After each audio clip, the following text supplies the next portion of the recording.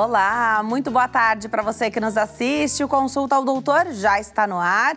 Hoje com 3 entrevistas recheadas de informação para você. A gente fala de micose de pele, unhas e couro cabeludo. Também tem bate-papo sobre compulsão alimentar na infância e a importância da psicologia ou do acompanhamento psicológico para os idosos. Aproveita a oportunidade para tirar suas dúvidas através do nosso WhatsApp. É fácil participar, é só mandar uma mensagem pelo WhatsApp. O telefone é 11 3337 5886. Nós estamos nas redes sociais, lá no Instagram, espero por você, @TVHit, no Facebook é Hit TV Oficial. E através do nosso site você assiste a programação ao vivo, em tempo real e fica por dentro de tudo que acontece por aqui. www.hittv.com.br. Eu também estou nas redes sociais. No Instagram e no Facebook é só escrever o meu nome, Denise Luque. Corre lá para deixar sua mensagem, participar do programa que você está assistindo, sempre o nosso ao vivo, e também sugerir temas para as nossas próximas entrevistas. Para começar nosso programa hoje, falando sobre micose de pele, unhas e couro cabeludo, eu tenho o prazer de receber a doutora Gabriela Caparelli, médica dermatologista. Doutora, obrigada por ter vindo, uma alegria te receber aqui. Eu que agradeço mais uma vez o convite. Micose é um assunto que sempre gera muitas dúvidas, porque dependendo do tipo de micose, a gente vai entender nesse bate-papo, o tratamento pode ser muito prolongado, pode o paciente não ver fim do tratamento, não ver solução. É sempre algo que chama atenção. A maioria das micoses são de muitíssimo fácil tratamento. Explica pra gente, doutora. Denise, realmente as micoses é sempre um assunto em voga e frequente nos consultórios dermatológicos, porque é uma condição muito frequente de acometimento, né, nas unhas, nos cabelos e na pele. Em relação ao tempo de tratamento, é tão variável, né? A gente tem, por exemplo, as micoses de unha, que a gente sabe que o tratamento ele se estende por meses, né? Porque o crescimento da unha é muito lento. Então, até que o remédio age no leito ungueal e faz aquela unha crescer saudável, isso demanda um tempo prolongado. Ao contrário, a gente tem algumas micoses que se resolvem com 2 semanas, por exemplo, né? Então, depende muito do tipo de micose e do local de acometimento do fungo. Micose mais comum que você poderia dizer pra gente, qual é? A mais comum eu acho que é de unha, né? Assim, muitas pessoas têm micose de unha e micose no pé e nem sabe, né? Muitas pacientes acham que é trauma, né? Que é do sapato ou que é um trauma do alicate. E quando a gente vai examinar, aquela unha está repleta de fungos, né? Então, eu acho que uma das mais comuns que se chega no consultório é essa, associada com a micose do pé, né? Da pele mesmo, né? Porque o unho...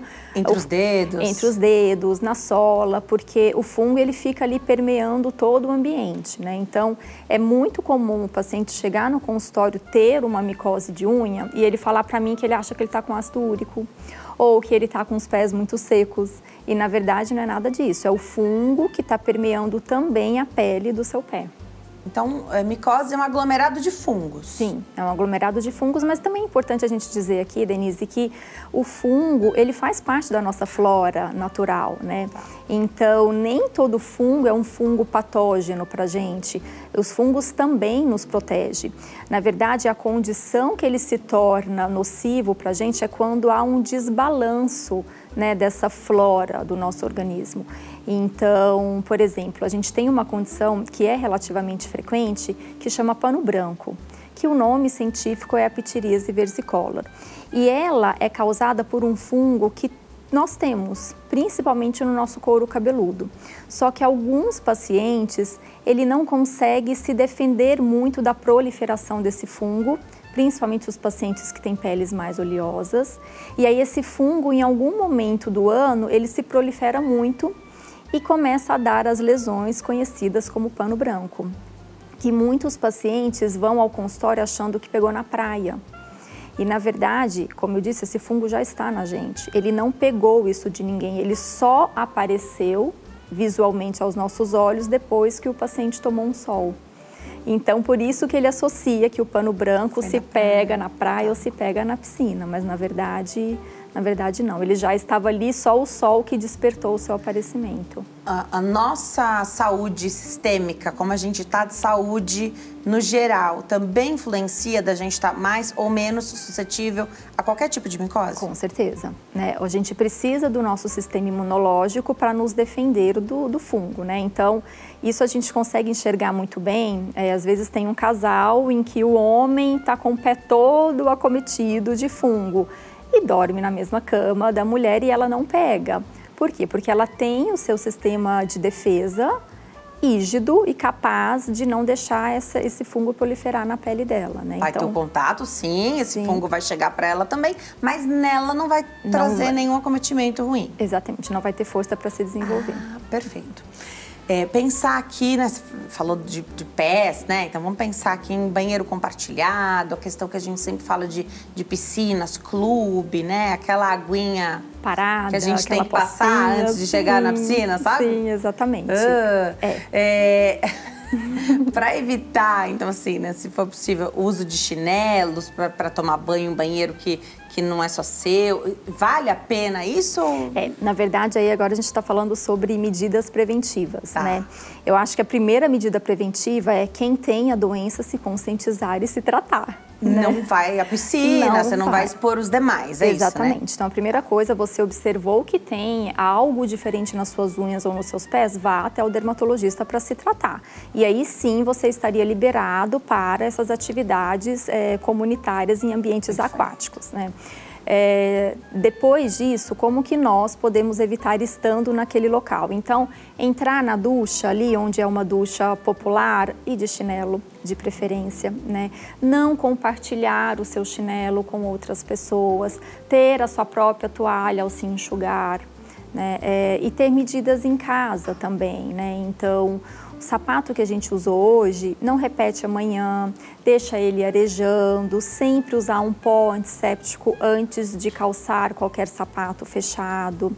Trocar meia todos os dias, né, que a gente acredita que isso já seja o habitual, mas a gente vale o reforço. E para quem sua muito nos pés, talvez trocar mais do que uma vez por dia, Mais do que uma né? vez. Quem tem hiperidrose nos pés, com certeza o ideal é que você tenha uma troca de meias ao longo do dia. Tá. Você falou de um talco antisséptico. A gente tem alguns sprays que prometem eliminar, então fazer essa desinfecção. Isso ficou bastante comum durante a pandemia também, porque aí você já limpava o sapato dentro e fora, né? Mas esses sprays, eles molham. Exatamente. Isso é um problema. Esse é o problema, porque imagina que a gente tem que evitar um ambiente propício para o fungo. Qual é o ambiente que o fungo gosta? Úmido, quente e escuro. Então, a gente tem que evitar com que a gente crie esse ambiente. Então, por isso que os pés sempre secos, o sapato sempre com talco, porque o spray vai deixar o ambiente úmido e é tudo que um fungo gostaria. Tá, né? então arejar. Os sapatos ficam sempre fechados, né? Se guardou, fechou ali. Guardou, fechou. O ideal é deixar ele num lugar aberto, com uma exposição solar, tomar um arzinho, já joga um pó antisséptico ali dentro. Antes de calçar, joga o pó entre os seus dedos e calça o sapato. Esse seria o ideal. Legal. E aí, tendo uma micose na pele do pé, sim, fica mais fácil desse fungo, dessa micose, migrar, não sei se pode isso, essa é a pergunta, para a unha, porque aí teria um tratamento, né? Então a unha já cobre aquela parte da pele, ali já é diferente, né? Uma região, enfim, que está mais ali fechada, de difícil acesso. Ou não migra? Então, o cuidado é para não migrar? Ou o fungo da unha é um e da pele é outro? Não, geralmente é o mesmo fungo, né? Obviamente que existe a possibilidade, se a gente coletar uma cultura para fungo da unha e vir um fungo diferente da coleta do pé, isso até pode acontecer, mas naturalmente a colonização geralmente é a mesma. Tá. E é de mais difícil o tratamento quando era a unha do pé? Sim, com certeza.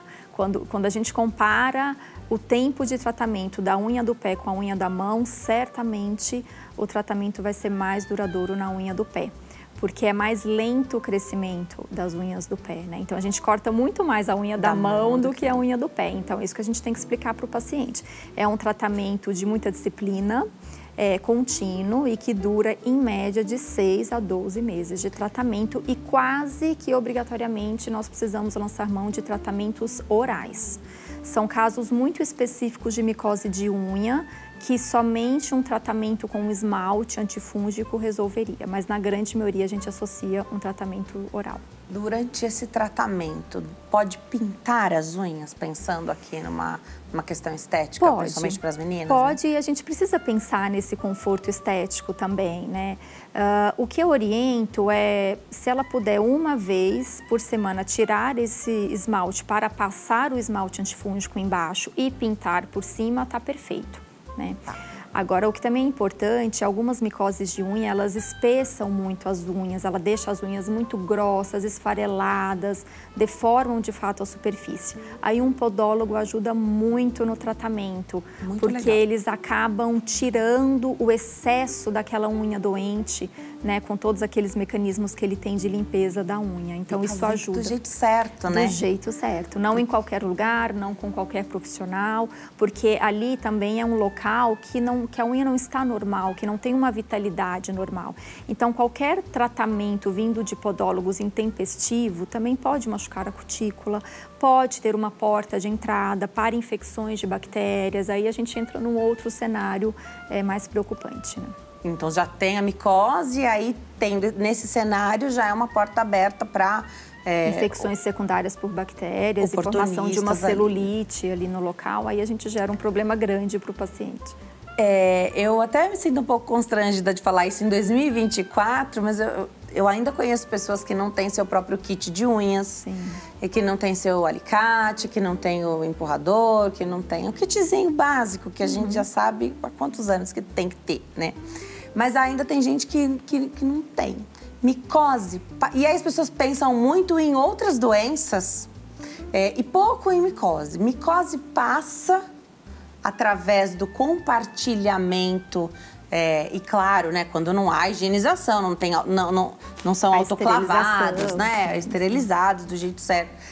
Passa com o compartilhar do instrumental ali de unhas? Com toda certeza, né? Porque só a gente fazer a unha, a gente vê que fica um resíduo, né, ali de cutícula, de unha, fica material ali nos instrumentos, né? Então, com toda certeza, é um momento em que pode, sim, disseminar o fungo entre as mulheres, né? E vários fungos são transmitidos dessa forma, contato de humano para humano. Então, se eu tenho um tipo de fungo específico na minha pele e eu entro em contato com a pele de outra pessoa, eu posso transmitir para essa pessoa o fungo. Se eu tenho um fungo específico que dá em animal, principalmente em gato e cachorro, eles vão passar esse fungo para a pele também da pessoa. Então, sim, vários fungos são transmissíveis e a gente tem que ter todo o cuidado. Legal. E dessa mesma maneira, tomar cuidado, né? A gente não tem... Para dermatologista, talvez seja fácil você autoclavar o seu kitzinho, né? Mas pra gente é difícil, mas o simples fato da gente não compartilhar com outras pessoas e ficar usando apenas o nosso... amolar quando necessário, né? Então, deixar o kitzinho também para sua manicure ficar feliz, que elas gostam do equipamento certo, né? Sim. Isso já ajuda muito, né? Ajuda, sim. Vamos pensar numa situação extremamente comum, né? A paciente vai ao consultório e fala, doutora, mas eu que quero levar o meu alicate, eu não tenho uma autoclave. O que eu faço? Ao usar, limpa com álcool, deixa ali quietinho. O fungo, ele não vai sobreviver num ambiente seco. Ele morre muito rápido. Então, higienize com álcool, deixa guardadinho. E quando for fazer a unha, eu sempre oriento deixar as unhas doentes por último, porque também é um erro muito frequente começar pelas unhas doentes. Aí vai passando para as outras, exatamente. Coisa simples, Coisa né? super simples, mas que a gente evita, a disseminação da micose para as outras unhas, né? Ótimo. Então, primeiro, precisa... Tem muitos remedinhos, doutora? Que a gente compra na farmácia, tá? Ah, deixa eu ver, apareceu aqui entre os dedos, você vai lá, você já sabe, às vezes já até tem em casa. Vai lá e passa a pomadinha, passa o remedinho. Qual é o limite? Onde que tem que estar o nosso corte de tempo para esperar ou de local que não dá para bobear? Olha, na unha não dá pra gente se aventurar usando algo ali que a gente não tem certeza, não sabe. Eu entendo que uma avaliação médica seja sempre necessária, né? Mas queria que você falasse um pouquinho sobre isso. Eu acho assim, não tendo condição de passar num especialista, num dermatologista, o que eu recomendo? Micose de unha, o tratamento tópico seria sempre com esmalte antifúngico. Porque a gente tem os sprays, a gente tem os cremes, mas eles não vão conseguir grudar na unha para fazer ação ao longo dos dias. Então, aí a gente tem formulações em esmalte que são mais específicas. Eles vêm num kit que tem um monte de lixinha para o paciente lixar a superfície antes, para depois aplicar ficar mais poroso ali, né? Ficar mais poroso, o esmalte penetrar. Então, na unha, o principal veículo a ser passado é em esmalte. Já no pé, o interessante é que nas áreas de intertrigo é a frieira, né? Que é aquela pele já macerada, aquela pele já molhada. Ali, se não tiver fissura, se não estiver rachado, seria interessante que se passe o antifúngico em spray, porque deixa mais seco. Porque se a gente passa um creme onde já está muito úmido, você aumenta a umidade, né?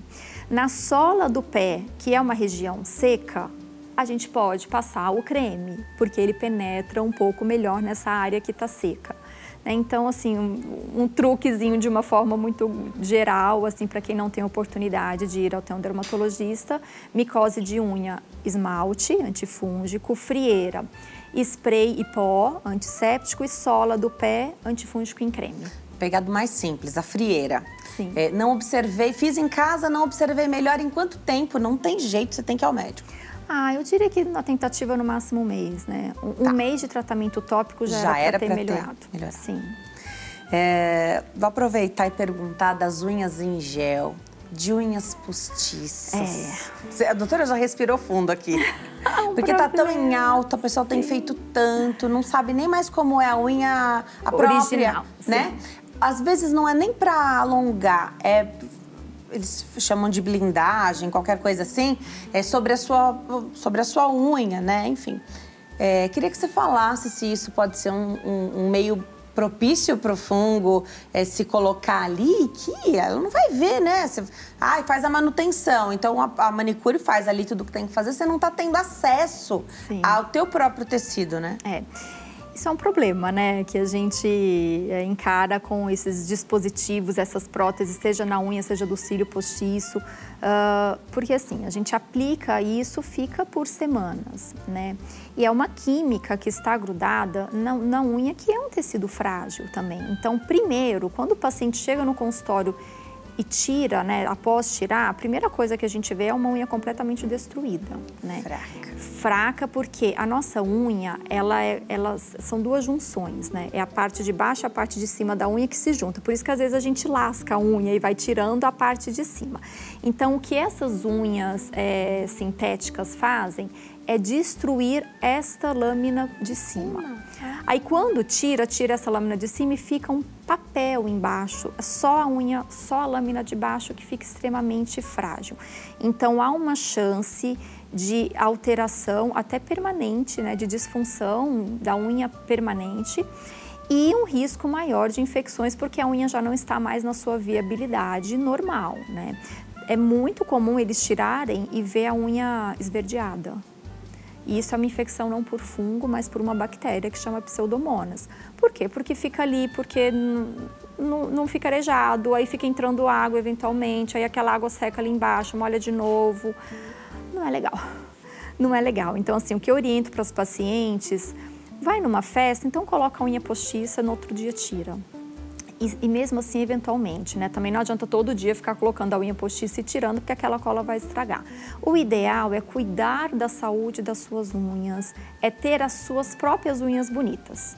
Então, vá a um dermatologista, tem remédios, tem vitaminas orais específicas para a unha. O nosso objetivo é fazer com que a nossa unha natural seja forte e bonita, e não que a gente precise de dispositivos secundários para isso, né? Pegando o que a gente coloca, né, que não é nosso, e a gente acrescenta aí em prol, em nome da beleza, tem os cílios. E eu acompanho alguns profissionais que falam sobre os problemas disso, né? que aí, para os cílios durarem, e eu já tive essa experiência e não deu certo pra mim, porque eu preciso lavar o rosto e eu preciso lavar os olhos. Eu maquio todo dia, então pra mim não deu certo. Sim. Mas só dura em quem não... Você tem que ter ali um cuidado muito especial. Mas por 1 ano, 2, tem gente que tá usando isso já há mais de 5 anos, né? Sim. Que tá em alta. Isso pode gerar... uma micose, isso pode gerar um problema ali, porque tá bem... A boa aplicação, ela fica bem pertinho ali da pele, né? Sim. E é uma região tão sensível, doutora. Sim, problema com certeza vai gerar, né? É só esperar para ver. Né? Então, essas pessoas que também ficam toda hora repetindo, tira, coloca, vai acrescentando os que caem, acrescenta novos... O que é o mais comum da gente ver? Primeiro, uma reação alérgica à cola, né? Então, isso é super comum. O paciente chega com o olho inchado, com o olho vermelho, com o olho coçando, com o olho descamando. Aí não tem jeito, tem que tirar, tratar e não pode repetir porque ele vai fazer reação de novo àquela cola. O segundo problema muito frequente é a perda dos cílios originais. Então, eu já atendi pacientes que chegaram com, sem brincadeira, com 1, 2 ou 3 cílios que sobraram. Eles chegam quase com uma alopécia completa dos cílios. Corre o risco de não nascer mais. Corre o risco de não nascer, na grande maioria nasce, porque não é uma alopécia definitiva, cicatricial, mas o paciente vai ficar bem chateado por algum tempo. Então, evitar tudo que é... A gente tem tanta máscara de cílios, né, que alonga, que aumenta volume, então não tem o porquê também, né? Dá pra gente fazer de forma mais natural. Com certeza. E a gente tem também tratamentos muito eficazes para o crescimento ciliar. Isso, muito, e cresce mesmo, né? Então, é melhor partir para um tratamento, igual eu falei sobre o tratamento da unha, trate os seus cílios para que eles sejam mais longos e você não precisa dos apliques ciliares. Né? Mais cheios, mais longos, isso, né? mais escuros, sim. Isso, perfeito. Vamos de perguntinha do público? Já já a gente fala de micose aí nos cabelos. A Joana, do Rio de Janeiro. Boa tarde. Tenho dermatite atópica e apareceram umas manchas brancas na minha testa. Pode ser micose ou é da dermatite? Obrigada, Joana. Joana, pode ser uma micose e pode ser da dermatite, né? E a dermatite, às vezes, elas se confundem aos olhos dos leigos a uma micose, porque a dermatite, ela também pode se manifestar como uma lesão rosada, descamativa, assim como a micose. Mas, na grande maioria das vezes, o paciente tende a ter uma lesão da dermatite e não da micose. Então, se ela já é uma paciente atópica, bem provavelmente ela vai ter lesões, eczemas atópicos, né? As lesões de atopia e não de micose, mas nada impede que ela possa ter uma micose também. Então, aí, Joana, precisaria de uma avaliação com um profissional especializado. Tá.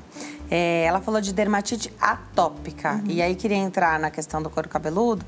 A dermatite seborreica pode ser confundida ou pode ser um cenário facilitador de micose? A dermatite seborreica, para que ela exista, a gente precisa ter um fungo que chama Malacésia furfura, que é o mesmo fungo da ptiríase versicolor do pano branco. Só que não é um fungo patogênico, não é um fungo que vai causar grandes danos. A dermatite seborreica é uma condição das glândulas de sebo. O paciente é mais oleoso, o paciente tem esse fungo naturalmente e aí por um estresse, por exemplo, ele acaba desencadeando mais lesão de dermatite seborreica. O fato dele ter a dermatite seborreica não vai aumentar a sua chance de ter uma infecção por outro fungo. A não ser que essa dermatite esteja tão inflamada que o paciente começa a se coçar e aí ele transmita, através das suas mãos, o fungo que está aqui na mesa, que está no sofá, para a cabeça, entendeu? Mas são condições diferentes. Dermatite seborreica é uma coisa, dermatite atópica é outra e micoses também é outra condição. Agora, a micose no couro cabeludo, o lugar propício, né, para o fungo é úmido, quente, abafado, escuro, você falou. Então, cabelo preso, dormir de cabelo molhado, isso pode facilitar um fungo? Pode, mas assim, especialmente no couro cabeludo, as micoses, elas estão um pouco relacionadas a um pouco de falta de cuidado, né? Então, micose de couro cabeludo é muito mais comum nas crianças e geralmente nas crianças de creche, nos aglomerados. Aí tem uma criança que tem um fungo, aí as outras ficam ali naquele mesmo ambiente muito juntas e acaba transmitindo. Aí chega em casa, às vezes não lava o cabelinho direito, aquela criança que não lava a mãozinha direito. Então, geralmente, micose de couro cabeludo afeta mais as crianças porque às vezes elas não têm tanta higiene como deveria, né? Tá. E é uma micose assim bem específica. A micose de couro cabeludo, diferente do que acontece na dermatite seborreica, na micose ela tonsura os fios. O que isso significa? Ela corta os fios, então o paciente fica com uma área de alopécia tonsurante, né? Então fica com clarão no couro cabeludo. Uau. Diferente da dermatite seborreica, que isso não acontece, né? Na micose de couro cabeludo também a coceira é muito prevalente, né? Então aquela criança fica com falhas, com o cabelinho como se tivesse passado Gillette naquele local. Tratando, volta. Tratando o fungo. Tratando o fungo, aí o cabelo volta. Sim, tá. sim. Não é uma alopécia cicatricial. Tratando, o cabelo volta a nascer. Tá.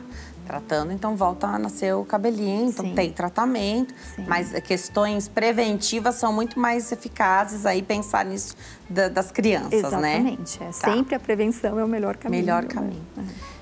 Tratamento tópico para criança, oral? Oral, de couro cabeludo, quando acomete os cabelos, obrigatoriamente tem que associar ao tópico o tratamento oral. E aí em criança que não engole o comprimido, a gente tem que manipular o xarope antifúngico.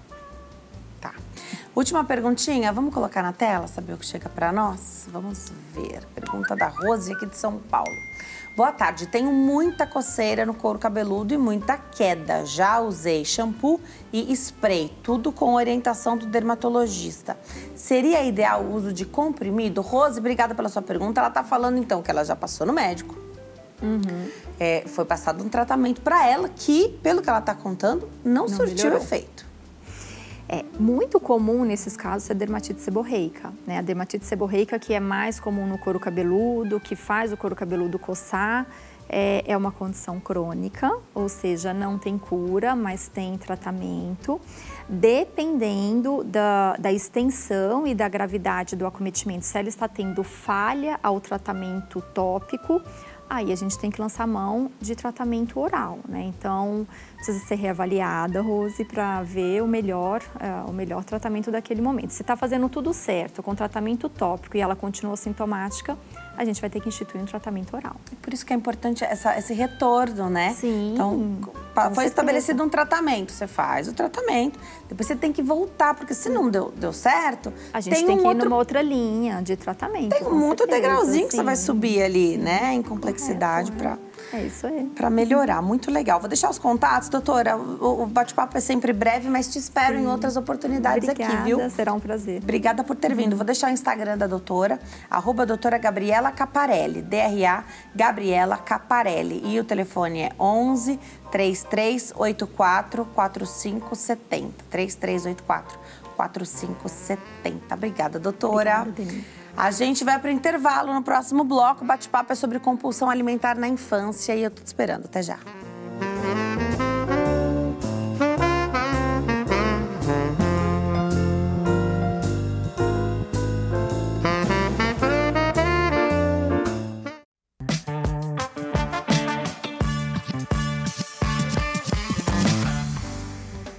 Nós estamos de volta nesse bloco para falar de compulsão alimentar na infância.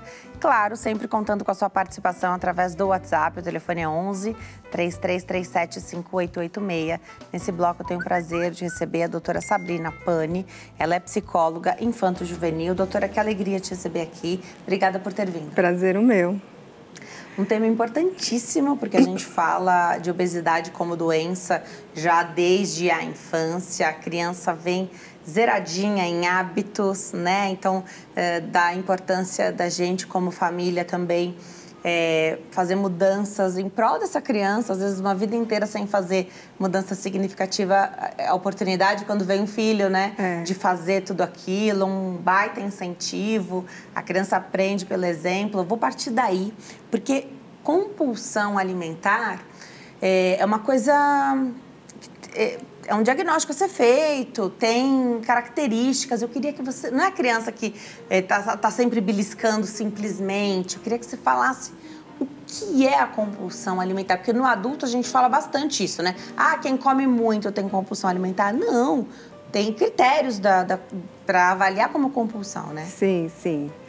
Esse tema é importantíssimo, né? Já começou falando dos pais. Eu, como mãe, como muito mais salada hoje em dia do que antes, a gente vai tendo a vontade de dar o exemplo. Mas os transtornos alimentares a gente pode separar em 2 tipos. Os que vão ter um aumento brusco da alimentação e os que vão ter uma diminuição muito brusca da alimentação. Então, a gente tem casos de anorexia, que é quando a pessoa não consegue se alimentar. E os casos de compulsão é um aumento significativo nas quantidades de alimento, né? A gente está falando de criança, que a criança vai querendo, solicitando e, às vezes, encontrando, porque uma das características é a criança comer escondido. Ela está sempre parece que com um vazio muito grande, nada dá para ela a sensação de saciedade, então ela está sempre pedindo comida, pedindo isso ou aquilo. Ela come em horários desregulados, né? Então não tem aquela rotina, o horário de comer, ela está sempre comendo. E no horário das refeições a gente percebe que é uma quantidade muito maior do que esperado para a idade. Outra característica é a criança ter uma mastigação falha, né? Uma mastigação, porque ela come muito rápido. Então vai perceber que é uma criança que tem muita ansiedade em relação à comida, à alimentação, e vai ter esses momentos em que você percebe que ela comeu muito. Tanto que às vezes acontece, né? A gente tem um outro tipo de transtorno alimentar, que é a bulimia, que é quando a pessoa vai tentar purgar, né? Colocar para fora de alguma forma. Isso acaba se transformando em um hábito. No caso da compulsão, não tem isso. Mas às vezes acontece da criança, naquele descontrole, acabar comendo demais e chegar até a colocar de volta, passar mal mesmo, né? Comeu muito, passou mal. Comeu muito, passou mal. E isso acontecer de maneira repetida, né? Então, aí se caracteriza mais como uma compulsão. Isso você vai perceber também pelos resultados do pediatra. Isso que eu ia falar. Então, é fundamental ter acompanhamento com o pediatra, porque... por isso que eu sempre falo e eu faço isso. Eu não só falo, eu faço também, de levar com frequência, porque... levar quando a criança não tem nada, quando ela tá bem, fazer a rotina, puericultura mesmo, porque é lá que você vai saber quanto cresceu, quanto engordou, né? Se tá na curva seguindo do jeito que sempre esteve, se teve uma oscilação muito brusca para baixo ou para cima, que você falou que os dois podem trazer o transtorno, né? E aí, a partir daí, então, observar, porque se a criança que tá comendo demais, essa que tá exagerando, ela vai engordar. Caso contrário, é apenas a necessidade do crescimento. Porque para o leigo, para a mãe, que assim como eu, está em casa assistindo, você fala, meu filho está comendo bastante ultimamente. Ele pode estar num estirão de crescimento, ele pode estar crescendo e a gente não sabe avaliar se é demais ou não. Isso é importante destacar, né? Uma coisa assim, mas Sabrina, você falou que come demais nas refeições. Tem criança que realmente come bastante nas refeições. Minha filha, por exemplo, 3 pratos ela come, mas ela não fica beliscando. Ela não tem preocupação com comida, ela não está o tempo inteiro me falando o que tem para comer, quero comer isso, quero comer aquilo. Ela come nos momentos que a gente discriminou ali para as refeições. Então, é importante observar isso também, que uma característica isolada não leva a um diagnóstico. Por isso que precisa de uma avaliação. Mas se você sente que a sua criança está com essa preocupação, está acima do peso, de acordo com o que o pediatra colocou, né, e você tem essa preocupação, é importante conversar com alguém, um psicólogo, nutricionista, para entender se faz sentido mesmo, né? Procurar ajuda ou não. E aí, uma questão aqui que acho que é chave para esse bate-papo é: como pai e mãe, como é que a gente avalia que primeiro a gente faz uma avaliação em casa, né? De estamos precisando de ajuda ou não. E estamos precisando de ajuda. Quem precisa dessa ajuda? O cuidador principal, que costuma ser a mãe, né? Quem ali determina o cardápio, as refeições, a quantidade, quem faz o prato dessa criança, né? Para saber se a gente precisa de um auxílio e de um acompanhamento com um psicólogo para o adulto ou se de fato é a criança que precisa de uma abordagem. Tá. É muito importante isso, porque às vezes pode acontecer dos pais terem um receio de levar o filho ao psicólogo, ao nutricionista, e não ser necessário, ou de como que a criança vai se sentir indo ao psicólogo. Acontece que é possível também tentar um trabalho anterior com os próprios pais. Fazer um trabalho de escuta, de entendimento, como que está acontecendo ali esses momentos das refeições.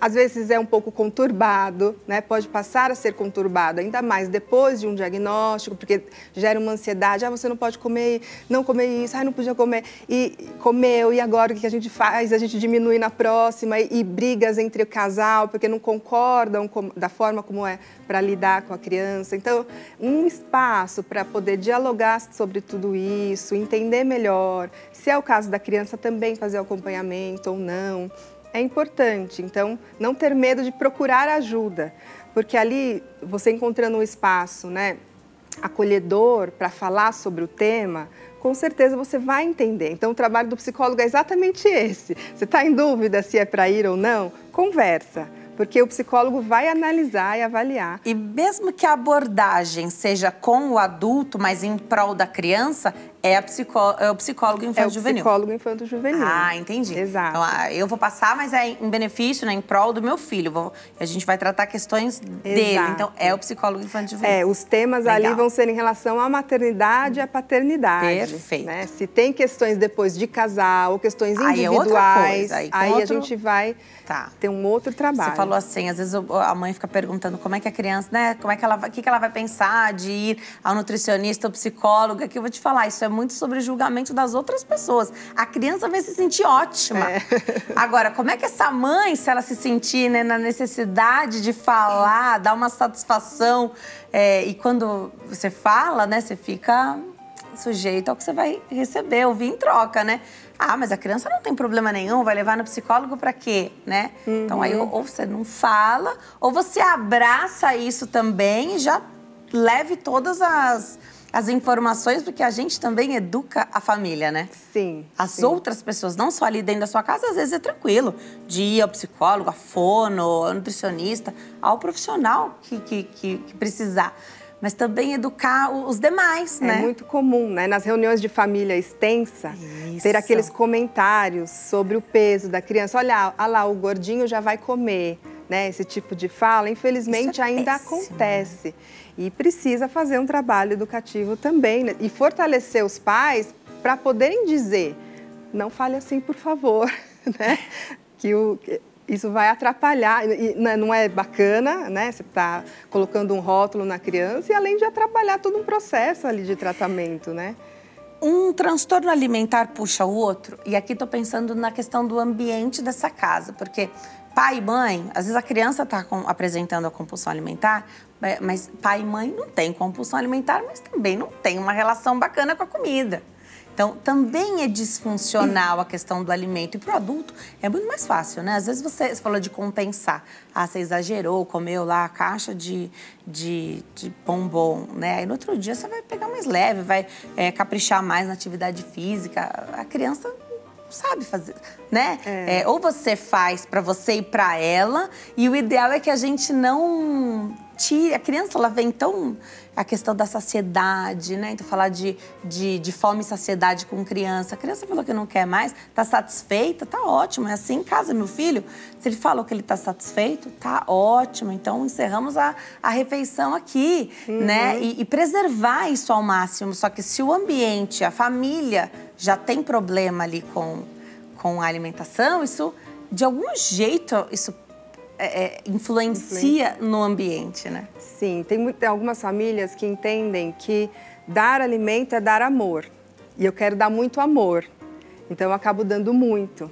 E uma preocupação, muitas vezes, que pode ser excessiva com a criança comer tudo, com a criança comer aquilo que foi ofertado. E às vezes a criança não está num dia que ela, né, tem a necessidade daquele alimento. Então, respeitar também as sensações, as intuições que a criança tem do próprio corpo. Tem um médico que fala, você deixa tudo ali disponível para a criança, na altura que ela pode pegar, e não se preocupa, você vai deixar frutas, você vai deixar, né, alimentos realmente nutritivos. E aí você não vai se preocupar, você não tem que se preocupar se ela comeu tudo. E aí, muitas vezes, vem essa ansiedade da criança comer, ela tem que comer, ela tem que se nutrir, e às vezes passa um pouco do limite, né? Então, esse é um exemplo de algo disfuncional que pode acontecer. Mas tem um outro, quando você foi falando, eu pensei em uma outra dimensão que é muito importante, que é a cultural, que tem nas famílias, que é a nossa cultura de ultraprocessados, que é a nossa cultura do refrigerante. O problema está aí, na verdade, né? Que tem um Se fosse um exagero em frutas, vegetais, exato, né? O arroz e feijão mesmo, então a proteína, né? O que traz essa questão do tá no desembalar, né? Um chamado rebote, parece que, né? Que você come algo que é carboidrato e aquilo te abre o apetite de uma forma, você continua comendo. Isso acontece muito com os alimentos ultraprocessados, né? Você pega uma caixa de bis, você não consegue parar. Você pega alguns alimentos. E nós adultos não conseguimos, imagine a criança, né? Então, se a gente não colocar um limite, uma rotina, fica mais propenso a ter esse problema da compulsão, né? E dois cenários aqui também que eu vou trazer em paralelo. A família que fala, eu tenho muita dó de não dar doce para a criança. Ela come muito bem as refeições, o salgado, o arroz, o feijão, a carne, mas também come muito doce. Eu tenho dó de tirar. E a gente sabe que dó a gente tem que ter depois, né? Que aí tem que tirar, não tem jeito, fica doente. E também um cenário que é, assim, extrema preocupação. Então, nenhum doce pode chegar perto do meu filho, não dê nada. A gente sabe que tem a idade, né? A gente tem que respeitar. Hoje fala-se até 2 anos sem o açúcar. Eu fui até 3 anos com o Lucas, estendemos mais 1 ano. Mas a excessiva preocupação, então, não tem nenhuma patologia, ele pode comer um doce. Trazer para essa relação mais saudável, mesmo que na minha família não tenha sido assim, a gente sabe que o adequado não, pode, mas agora é o melhor horário, hoje é fim de semana, hoje, que aí poderia fazer uma exceção, trazer para essa racionalidade que na idade de 3, 4 anos, a criança já começa a entender, né? Sim, sim. Isso que você falou é perfeito, é isso que a gente vai tentar fazer num processo, né? Entender que essa emoção que foi depositada, projetada na comida, ela precisa ter um outro lugar, se encaminhar para outros, né, lugares, caminhos, e enquanto a alimentação fica mais nessa parte da racionalidade e do prazer, né? Que a gente tem que ter também, que é muito importante. Né? Prazer, compartilhar, né? Com a família, com os amigos, esses momentos de refeição. Então, se perde o prazer, se fica carregado de preocupação, de emoções fortes, a gente precisa dar um caminho para isso. Também porque o que não pode de jeito nenhum, o que é muito difícil de conseguir, a criança quer mais, né? Então, parece que você faz o efeito contrário. Você estava ali com o pensamento de fazer o melhor benefício para o seu filho. Mas ele se sente ali, é tão escasso que quando tem, ele quer comer tudo. Sim. Nunca tem. Então, pensar nisso também. Que a gente teve que se reconfigurar, né? Na nossa época, não era feita a introdução alimentar como é hoje. O pensamento de hoje não existia, era diferente. A gente teve que, para ter uma vida mais saudável, reconfigurar. A criança, ela já vem sem configuração. A gente que vai fazer a primeira configuração. Se a gente puder fazer essa que já é boa, né? Mas você sabe que isso que você fez, de deixar a criança sem o doce até os 2, 3 anos... muito dificilmente ele vai ter uma compulsão por doce, porque aquilo foi programado ali no comecinho, né? É claro que gosta. Quem é que não gosta? O paladar, né? Já é diferente. Isso, mas aí tem... mas uma fruta também é doce, né? Ter essa possibilidade, porque o chocolate não troca o chocolate pelo doce da fruta, né? Então, esse balanço. E a gente sabe que por mais que né? Eu fiz assim, pensando que eu estava fazendo nada mais do que a minha obrigação, mas hoje, conversando com outras mães, eu vejo que foi difícil, eu sei que foi difícil, mas valorizar isso também, porque a maioria não consegue fazer, né? Ou pela família, ou por uma série de outras questões aí que às vezes não é você que está ali no controle. Que é uma 100%. Mudança cultural muito forte, muito diferente, né? Tá, para fazer um tratamento, identifiquei compulsão alimentar. No adulto, tem remédio para compulsão alimentar. Como é o tratamento para criança? O que se busca hoje, doutora? Tá. Para criança, na minha perspectiva, em qualquer que seja o diagnóstico, com criança a gente primeiro tenta muita coisa, antes do medicamento. São purinhos, né? Dá para tentar muito e a chance é que vai dar certo, né? Sim, depende. Só casos muito mais que a gente vê já está em estágio avançado, a gente já encaminha para o psiquiatra fazer uma avaliação, ver a necessidade da medicação correta. Mas é preciso começar ali com a psicoterapia e com a avaliação do nutricionista. De preferência, um nutricionista familiar, porque precisa mudar o hábito de toda a família. Fica muito difícil para a criança não poder determinados alimentos e, de repente, ver o irmão comendo. Difícil, se não impossível, de fazer algo desse tipo. Então, precisa trabalhar, né, nas possibilidades da cultura alimentar daquela família, onde que é possível mudar e como, e ter muito espaço para conversa, para conseguir reverter esse quadro. Né? E trabalhar com essas emoções que eu falei, tanto com os pais quanto com a criança. Porque isso revela, a compulsão alimentar, ela traz ansiedade. Ela tá no cenário ansioso, né? Sim, sim. Tá, então precisa trabalhar a ansiedade. Precisa trabalhar a ansiedade.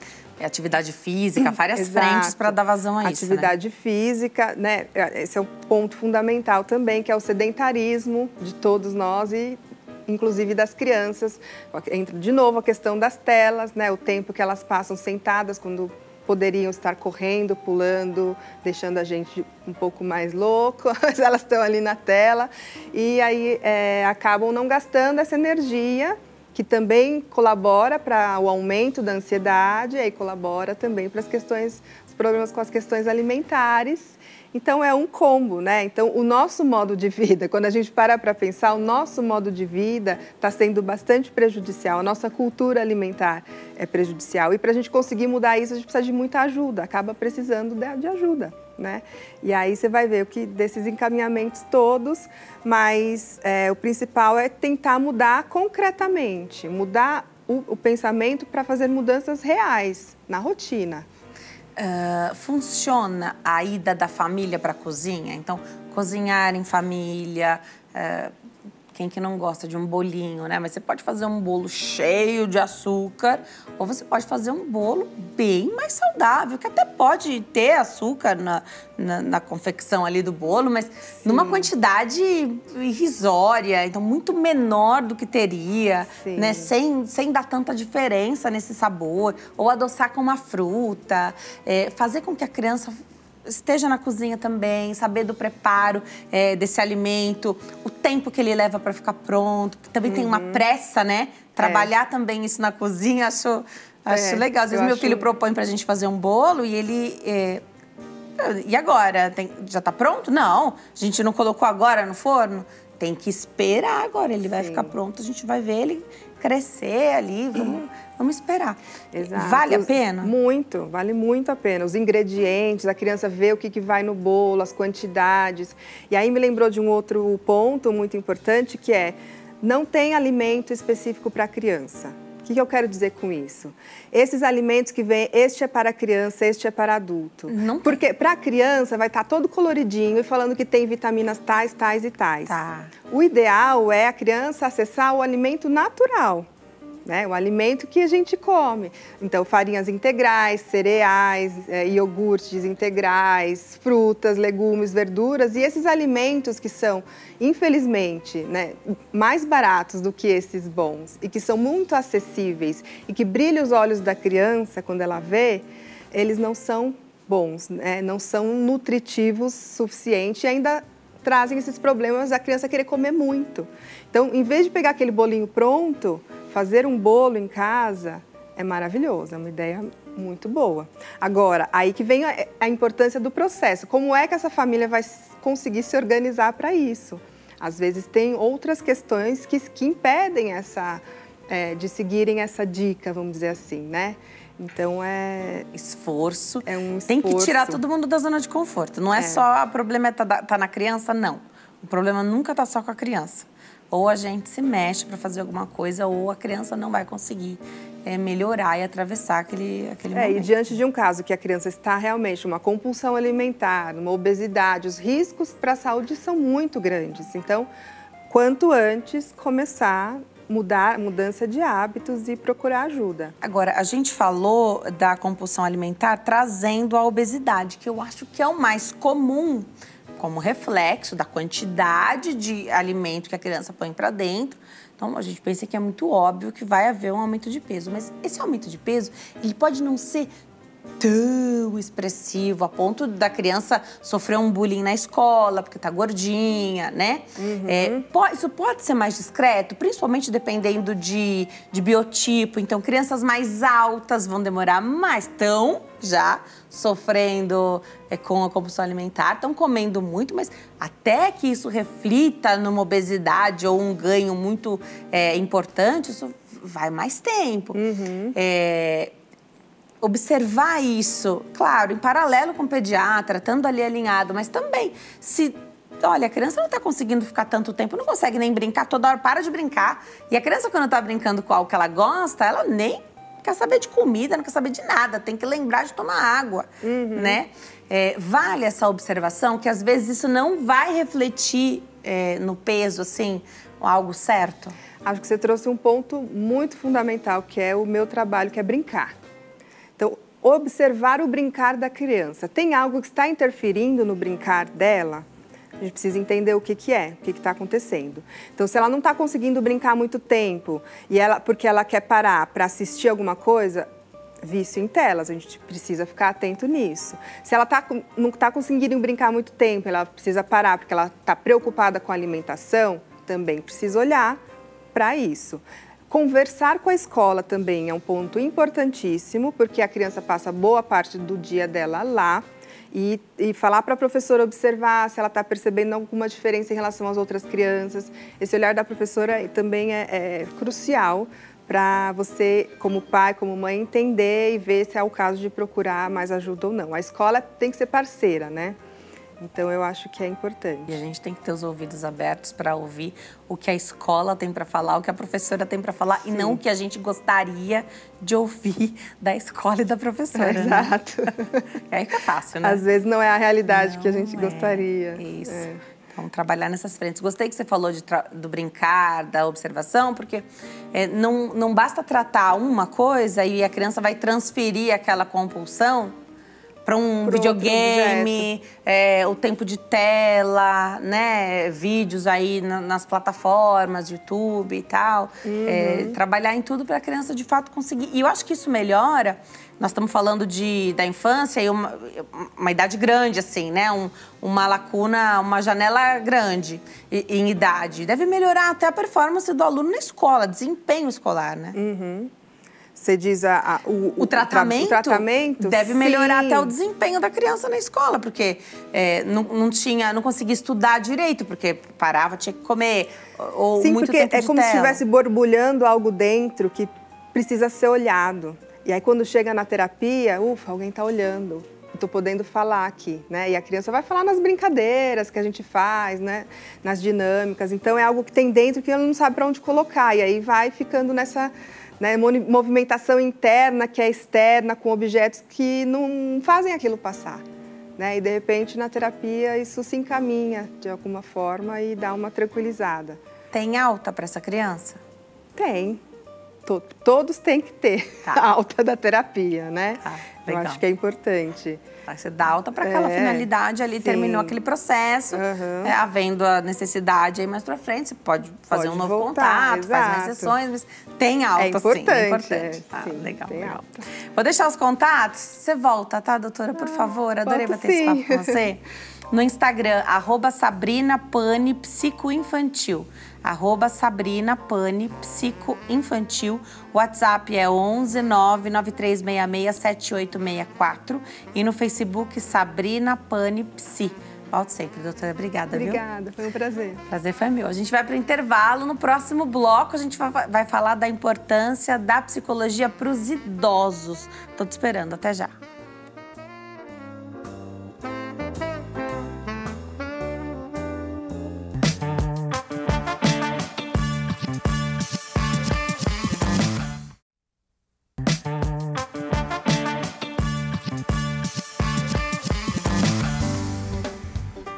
Nós estamos de volta. Nesse bloco, o Consulta ao Doutor fala sobre a importância da psicologia para os idosos. Aproveita a oportunidade para tirar suas dúvidas através do nosso WhatsApp. O telefone é 11 3337 5886. Nesse bloco, eu tenho o prazer de receber a doutora Patrícia Helena Amaral, que é psicóloga. Doutora, obrigada por ter vindo. Uma alegria te receber aqui. Obrigada, igualmente.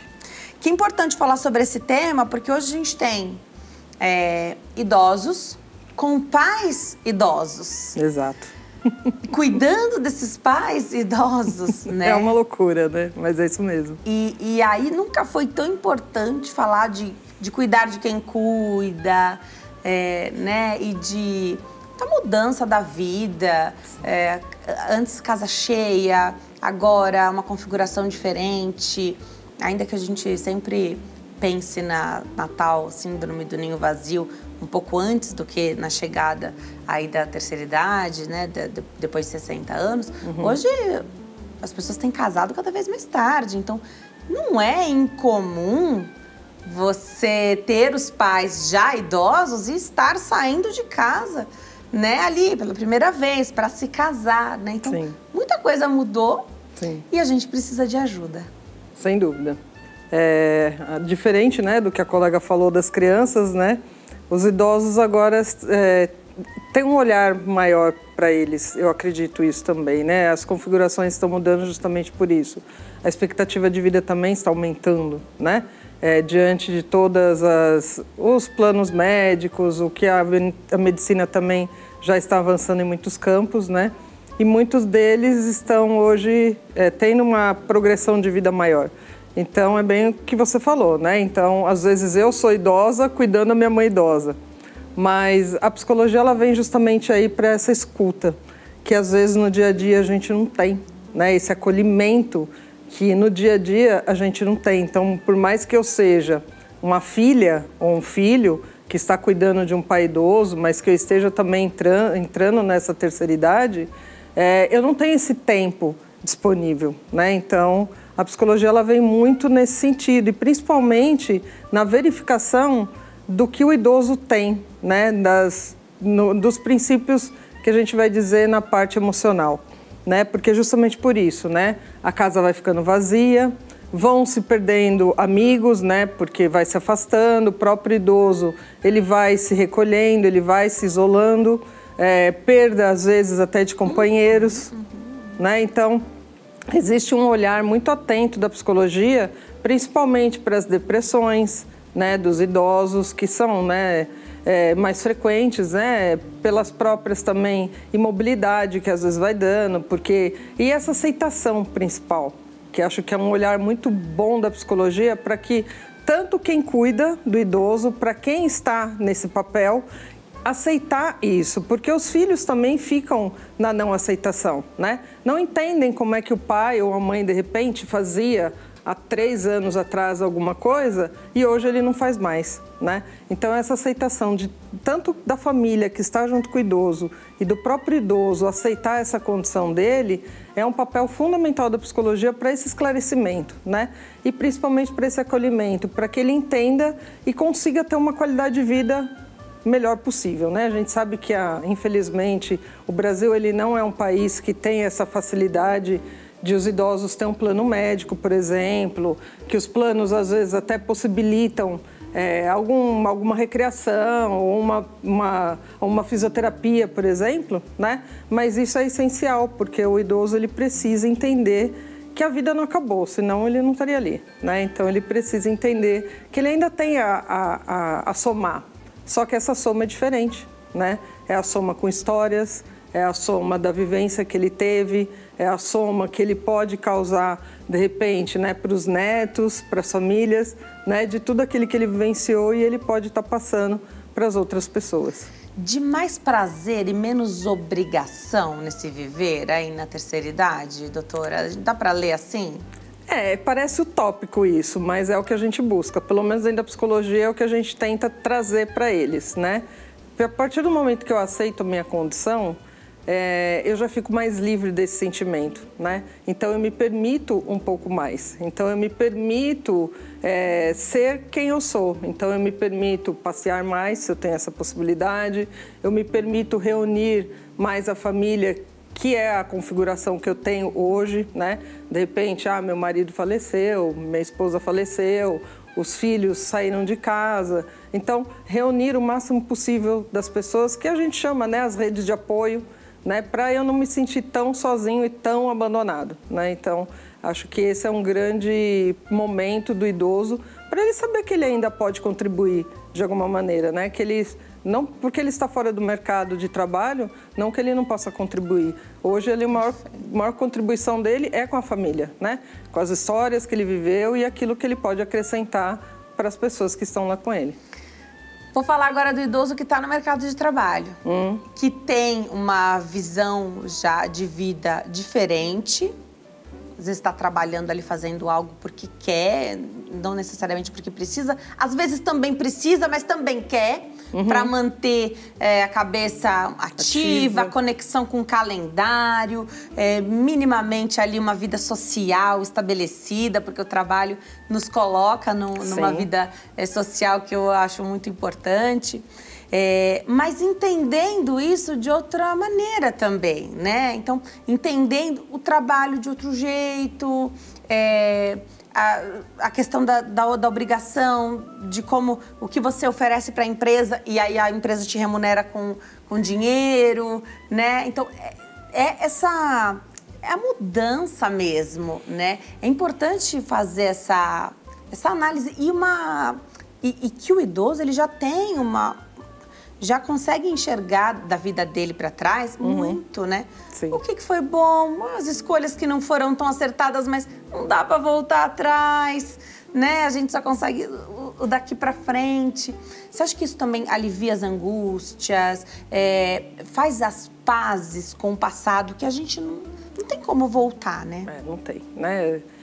Assim, eu acho que nós temos 2 idosos aí no mercado de trabalho, né?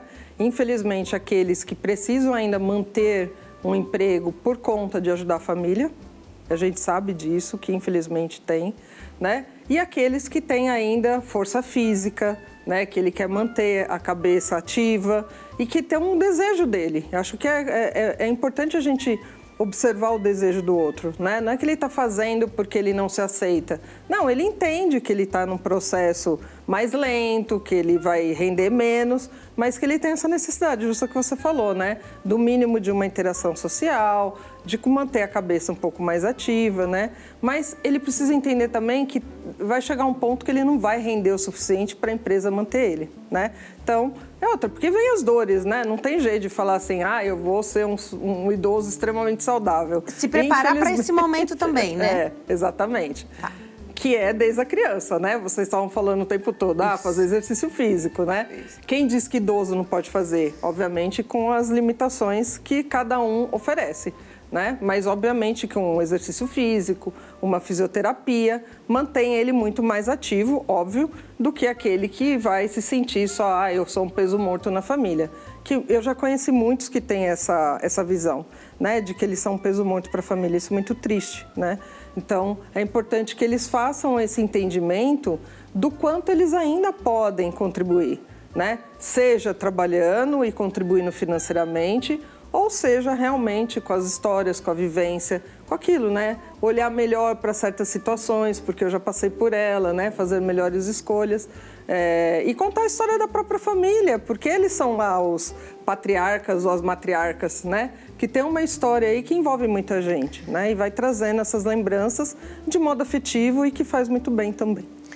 Se você pudesse dizer para quem que é mais difícil passar por esse momento, se é para um idoso homem ou mulher que você diria? Tem alguma diferença?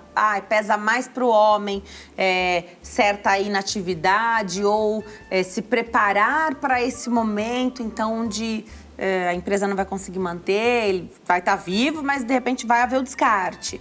Para quem que daria para dizer para quem que é mais pesado isso? Olha, assim, pela nossa construção cultural, eu vou dizer que é pro homem, tá?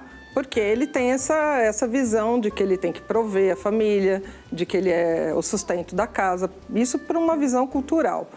Mas, assim, pela experiência que eu tenho, e assim, eu inclusive até trabalhei num projeto de resgate, né, desses idosos há um tempo atrás, e aí você via realmente, não que a mulher não tenha essa dificuldade, mas como existe culturalmente, a mulher deve ficar em casa, provendo os filhos, a família, parará, parará, isso, independentemente ou não, fica implícito no nosso inconsciente. Então, para o homem, eu acho que assim, olhando pelas experiências que eu tenho, é um pouco mais difícil, mas isso também não alivia em nada a parte da mulher, né? Mas é justamente para essa parte, né? Agora eu não sirvo para nada. Eu parei de trabalhar, agora eu sou inútil, né? A mulher, ela ainda faz algumas coisinhas em casa, tira um pozinho, né? Ela ainda tem alguma coisa que possa mantê-la um pouco mais ativa. O homem que não tem essa visão, que era só o trabalhador e que vinha para casa, como ele perde isso, ele perde toda a noção do que ele poderia fazer. Então, vamos pôr numa escala, 10 para um e 9 para outro, para não ficar tão desigual. Tá. Pensar aqui, então eu falei no idoso que cuida do seu pai ou mãe, idoso também, que quem cuida precisa, claro, de atenção da psicologia também. E do que está mais adoentado também precisa, claro, né? Para todos a psicologia é ótima, mas sim. Esse momento, esse movimento do retorno, né? Então, como se o seu pai, a sua mãe se tornassem seus filhos. Isso. É um retorno que eu enxergo como de novo ter contato com aquele pai, com aquela mãe. Porque depois que você casou, virou pai, mãe, às vezes já é avô, avó, você acaba desconectando um pouco da tua figura ali de filho, filha daquela mãe ou daquele pai. Sim. Cuidar desta pessoa que está, às vezes, pouco, às vezes muito dependente, trazer de volta essa dor de uma relação, às vezes entre pais e filhos, né? Sim. Trazer de volta esse contato. A vida passou, você passou por cima de tudo isso, fez processo terapêutico, deu tudo certo, decolou. Mas esse retorno te coloca de novo em contato com isso que às vezes você não queria ter mais contato. Exatamente. E às vezes é só você, né?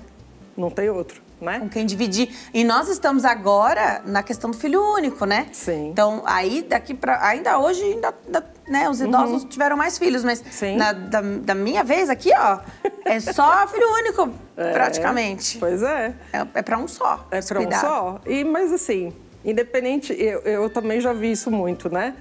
Independente do pai e mãe ter 10 filhos, acaba sempre se focando só em um. Sempre, né? Tem um que cuida mais, Mas às vezes dá para você dar uma divididinha, fica um pouco mais leve. Mas quando é só para um, que é o que você falou, que é a tendência... Muito difícil. Fica muito difícil, né? Então, assim, até a própria psicologia, ela intervém aí justamente, é o que você falou. Passou processo terapêutico, mas talvez nunca tenha falado das relações de pai e mãe, ou tenha resolvido lá, em partes, né? Mas quando você se vê à frente com isso de novo, esse resgate. Eu acho que vem tudo, né? Assim, o processo de quando as dores voltam todas. E eu posso falar da minha própria experiência, né? Que aconteceu isso quando a minha mãe parou e, de certo modo, eu tive que assumir a casa. E aí você fala assim, o que aconteceu, né? Ninguém me preparou para isso, né? A minha mãe envelheceu. E ninguém me preparou para falar, e agora? Você vai assumir a parte dela, né? E era justamente isso. Obviamente que a gente fazendo um processo terapêutico, você vai identificando essas dores, essas mágoas, e fica um pouco mais fácil você lidar com essa situação. E é aquilo que eu falei, aceitar também que a minha mãe envelheceu. Eu, enquanto filho, aceitar que os pais envelheceram, né? Que a gente tem sempre aquela imagem de pai e mãe, guerreiro, herói, às vezes, né? De que eles resolvem tudo, de que eles faziam tudo e agora virou a chave. como é que eu vou fazer agora, né? De repente eu tenho um adulto ali na minha frente que não toma mais decisões, eu tenho que tomar as decisões por mim e por ela agora, né? Mas assim, dá certo. Eu acho que no fim tudo dá certo, né? Se você tem amor pela pessoa, se você tem empatia pela pessoa, as dores, elas são resgatadas. Obviamente, se a pessoa tem uma dificuldade, procure ajuda, né? Porque é difícil fazer isso sozinho. Mas acho que o amor da família, o amor entre as relações, acaba dando tudo certo no final. Mas é um processo, eu não posso falar para você que não é dolorido, é bem dolorido você encarar isso de frente, né? Porque todos os fantasmas voltam e aí você fica, poxa, ninguém me avisou que seria assim, né? Eu tenho até uma história de um casal amigo meu que eles falaram, eles planejaram muito bem a vida deles e eles esqueceram, só um detalhe, de que os pais iam envelhecer. E quando eles estavam no auge, eles não puderam fazer o que eles queriam porque eles tinham que cuidar dos pais. Né? Então, até isso, hoje em dia, a gente precisa pensar no planejamento de quando você casa, qual é o seu planejamento? Ah, ter filhos, fazer isso, fazer assado. Mas precisa colocar nessa conta que os pais vão envelhecer. Isso é realmente novo. Então, pensar que essa geração que está vivendo isso agora, a anterior não viveu. Os pais foram embora mais cedo. Sim, sim, né? sim. Então, não viveram a velhice junto com os pais. Não. Então, isso é realmente muito novo, esse pensamento de planejar, mas saber, olha, minimamente ali não pode estar tão longe, nem geograficamente, né? Vai conseguir morar sozinho, sozinha, né? Vai precisar morar junto? Como faremos? E você fala da questão do filho único, né? Que é algo super natural, pertinente e natural para os dias de hoje. E muito se fala assim, mas aí fica pesado para um só. O peso, ele é muito subjetivo, né? Sim. Se você vai usar esse nome ou não, tem gente que nem gosta que use esse nome. Sim. Mas cuidar da mãe é um peso? Não é isso. Não é isso. Mas usando, né, o pesado e o leve, dá para ficar mais leve com terapia, né? Sem dúvida nenhuma, né? É porque assim, as pessoas não se escutam, infelizmente, né? E aí tem gente até que fala assim, mas psicólogo é fácil ser psicólogo, né? Você escuta só a pessoa. Não é isso. Não faz a menor ideia do que é a psicologia, né? Quem fala isso. É esse acolhimento do meu... As pessoas precisam falar. E às vezes esse pesado e leve não é o peso da relação, mas é o peso das minhas emoções, do que essa relação trouxe para mim. Então, às vezes, isso me pesa mais, mas se eu tenho quem me escute, se eu tenho como elaborar essas questões, fica mais leve para mim. Não é a relação que é pesada, né? São os meus medos, os meus fantasmas, as minhas ideias, né, as feridas que foram geradas lá atrás que pesam. E aí, realmente, né, são aquelas pessoas que parece que tem aquela nuvenzinha negra em cima da cabeça, né? E aí, obviamente, com a terapia, transforma tudo isso e fica bem mais leve, sem dúvida nenhuma. E até a relação com os pais também melhora bastante. A gente sabe que tem várias linhas, a psicologia tem várias abordagens, tipos de abordagem. Dá para dizer uma que de eleição seja não melhor, porque acho que não tem essa palavra, não cabe aqui, mas que para o idoso pudesse funcionar de uma maneira mais efetiva, ou depende da linha do profissional que você se afina e também do processo acontecendo ali? Olha, eu vou falar para você, eu sou psicóloga analítica, né? E aí muita gente fala, isso daí fica muito restrito, porque a comportamental, ela é muito mais adequada para esse tipo de... Assim, eu falo isso até para as pessoas que estão se formando hoje, que você não tem uma teoria única, né? Eu não sou a Patrícia analista, né? Eu sou a Patrícia analista, a Patrícia TCC, a Patrícia fenomenológica, porque a gente é obrigado a fazer, porque o ser humano, ele não é... Você é assim, mas o outro é diferente. Só se eu couber naquela caixinha, né? Exatamente, não é isso. Aliás, exatamente. É o a gente que tem que se adaptar ao cliente, às vezes. Obviamente, tem coisas que eu não dou conta, né? Mas, assim, o TCC, né, que é a terapia comportamental, é importante porque também ela dá atividades para as pessoas fazerem. É possível você fazer atividades de memória, de repente, numa relação terapêutica. Mas eu posso me usar disso também, né? Não é porque eu sou analista, eu não posso usar de técnicas da terapia comportamental, né? Então, assim, Eu não vou falar para você, olha, essa é melhor que a outra. Vai depender muito mais do profissional de se adequar a essas necessidades. Eu falo, de repente, eu falo para você, eu não atendo crianças, porque eu não acredito muito no trabalho de criança, eu acredito no trabalho com os pais. Então, eu dou a criança para um colega meu e eu trabalho com os pais, entendeu? Então, as minhas dificuldades eu lido de outra maneira. Se eu acho que eu não dou conta de te atender, eu tenho que ter a consciência para que eu não faça pior do que, né, prejudicar mais do que ajudar. Fantástico. Adorei esse bate-papo, doutora. Obrigada. Super importante, pertinente, buscar terapia sempre, em qualquer fase da vida. Vai para qualquer um, vai clarear para todo mundo, vai ficar melhor, né? Às vezes quando você não consegue enxergar a situação, a solução, né? Vou deixar o Instagram da doutora, @patihelena.psicóloga, patihelena.psicóloga. O e-mail é patiamaral@hotmail.com e no Facebook Psicologia Atual.